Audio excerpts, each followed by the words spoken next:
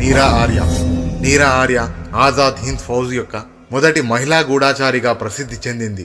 నీరా Arya 1902 March 5వ తేదీన ఉత్తరప్రదేశ్లోని ఖేగ్రా నగర్లో ఒక ప్రముఖ వ్యాపారవేత్త సేద్ చాజుమాల్ కుటుంబంలో జన్మించింది. ఆమె చిన్నతనం నుండి జాతీయవాది మరియు స్వాతంత్ర సమరయోధుల ఉద్యమంలో భాగం కావాలనే దృష్టి ఎప్పుడూ ఆమెకుండేది. ఆమె బ్రిటిష్ ప్రభుత్వంపై రహస్యంగా ఆరోపణలు చేసింది. కోల్కతాలో ఆమె తండ్రి యొక్క వ్యాపారం వృద్ధి చెంది అతని వ్యాపారం దేశవ్యాప్తంగా వ్యాపించింది. అయితే కోల్కతా అతని వ్యాపారానికి కేంద్రంగా ఉంది మరియు నీరా విద్య కోల్కతాలో చేయటానికి ఒక కారణం కూడా తండ్రి వ్యాపారమే. ఆ కాలంలో బెంగాలీ, హిందీ, ఇంగ్లీష్ భాషలు నేర్చుకుంది. నీరా తండ్రి ఆమెను బ్రిటిష్ ఇండియాలోని సిఐడి ఇన్స్పెక్టర్ శ్రీకాంత్ జయరంజన్ దాస్తో వివాహం చేశారు. కానీ వారిద్దరి దారులు వేరు అని పెళ్ళయ్యాక తెలిసింది. నీరా ఆర్య జాతీయవాది, ఆమె భర్త బ్రిటిష్ సేవకుడు. నీరాకు భారత స్వేచ్ఛ మరియు స్వాతంత్రం ముఖ్యం. అందుకని ఆజాద్ హింద్ ఫౌజ్లోని ఝాన్సీ రెజిమెంట్లో చేరి బ్రిటిష్ ప్రభుత్వ రహస్యాలను తెలుసుకునే పనిలో నిమగ్నమైంది. నేతాజీ సుభాష్ చంద్రబోస్ పై నిఘా పెట్టే బాధ్యత నీరా భర్త భైరంజన్ దాస్ కు అప్పగించిన సమయం అది. ఆజాద్ హింద్ ఫౌజ్ వ్యవస్థాపకుడు నేతాజీని హత్య చేయడానికి జయరంజన్ దాస్ ను నియమించింది బ్రిటిష్ ప్రభుత్వం.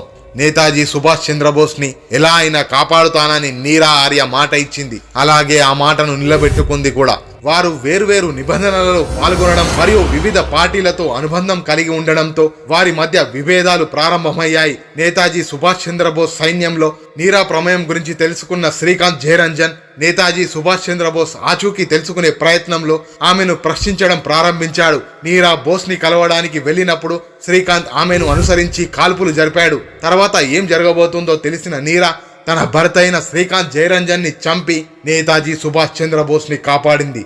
అయితే నేతాజీని కాపాడుకునే ప్రయత్నంలో భర్త ప్రాణాలు తీయక తప్పలేదు. నీరా తన భర్తను పొడిచి చంపింది. దేశ సేవలో భర్తనే చంపిన వీర వనిత నీరా ఆర్య.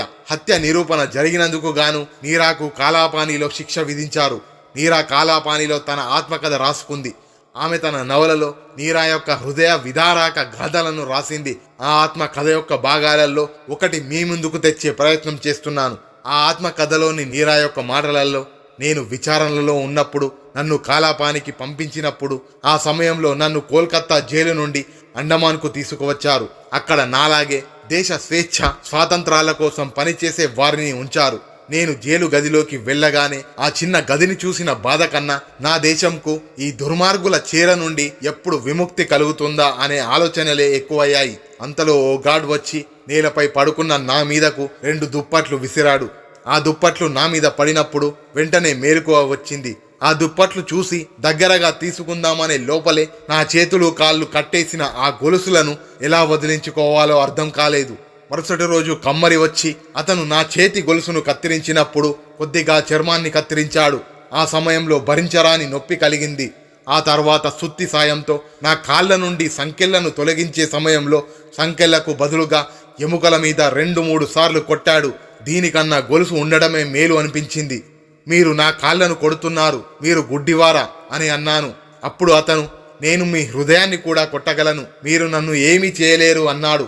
నేను బానిస అని నాకు తెలుసు, అలాగే నేను ఏమి చేయలేనని కూడా తెలుసు. కానీ నాకు చాలా కోపం వచ్చింది. నేను అతనిపై ఉమ్మి వేసి ఇలా అన్నాను, మహిళలను గౌరవించడం నేర్చుకోండి. ఆ సమయంలో అక్కడ ఒక జైలర్ కూడా ఉన్నాడు. వీటన్నిటిని చూస్తున్నాడు. మరియు అతను, నేతాజీ సుభాష్ చంద్రబోస్ ఎక్కడ ఉన్నాడో మాకు చెబితే మేము మిమ్మల్ని వదిలేస్తామని ఆయన అన్నాడు. నేను ఇలా బదులిచ్చాను, అతను విమాన ప్రమాదంలో మరణించాడు, ఈ విషయం ప్రపంచమంతా తెలుసు అని ఆయనతో చెప్పాను.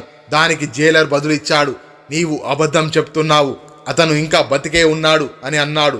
దానికి నేను అవును అని బదులిచ్చాను. ఇప్పుడు అతను ఎక్కడ ఉన్నాడు అని జైలర్ అడిగాడు.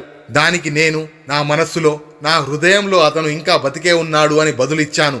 దానికి జైలర్ కోపంతో, అప్పుడు మేము మీ హృదయం నుండి నేతాజీని తొలగిస్తాము అన్నాడు. జైలర్ నన్ను అనుచితంగా తాకి నా ఛాతి ప్రాంతంలో బ్లౌజును విడదీసి కమ్మరికి సూచించాడు. కమ్మరి వెంటనే బ్రెస్ట్ రిప్పర్ తీసుకున్నాడు. ఆ బ్రెస్ట్ రిప్పర్తో నా కుడి రొమ్మును నొక్కడం ప్రారంభించాడు. దానిలో అంచు లేనప్పటికీ అది నొప్పి యొక్క అన్ని పరిమితులను దాటింది. ఇంతలో జైలర్ నా మెడను పట్టుకున్నాడు మరియు నేను ఎప్పుడైనా ఎవరితోనైనా వాదించినట్లయితే అతను నా బుడగలను 2టిని నా ఛాతి నుండి తీస్తాను అన్నాడు. జైలర్ కూడా అక్కడ పడి ఉన్న ట్విజర్తో నన్ను కొట్టాడు మరియు ఈ బ్రెస్ట్ రిప్పర్ వేడి చేయలేదని మా రాణి విక్టోరియాకు కృతజ్ఞతలు చెప్పండి, లేకపోతే మీ రొమ్ము మీ ఛాతి నుండి కత్తిరించబడుతుంది అంటూ నాతో అసభ్యంగా ప్రవర్తించాడు. అప్పటికే అలసిపోయినందువలన సొమ్మసిల్లి గాఢ నిద్రలోకి వెళ్లిపోయాను అంటూ నీరా తన ఆత్మకథలో వ్రాసుకుంది. ఇలా ఎన్నో ఇబ్బందులు పడి అవమానాలకు గురై ఆత్మత్యాగాల ద్వారా భారత స్వాతంత్రం వచ్చింది. అంతేకాని అహింస ద్వారా స్వాతంత్రం వచ్చిందనేది పచ్చి అబద్ధం. దేశం కోసం జీవించిన ఎందరో వీరులు తమ జీవితాలను మాతృభూమి కోసం ప్రాణప్రాయంగా వదిలేశారు. నీరా దేశం పట్ల భక్తితో ఉంటూ ఆజాద్ హింద్ ఫౌజ్ యొక్క మొదటి మహిళా ఆస్తిగా అవతరించింది. ఈ బిరుదు మరియు బాధ్యత ఆమెకు నేతాజీ సుభాష్ చంద్రబోస్ ద్వారానే అందించబడింది. నీరా ఆర్య 1998 జూలై 26న హైదరాబాద్లోని చార్మినార్ సమీపంలో ఉస్మానియా ఆసుపత్రిలో తుది శ్వాస విడిచింది. ఇలాంటి వీరులు ఎందరో మన దేశం కోసం తమ ప్రాణాలని అర్పించారు. జై హింద్. మరో వీడియోలో మళ్ళీ కలుద్దాం. అంతవరకు సెలవు.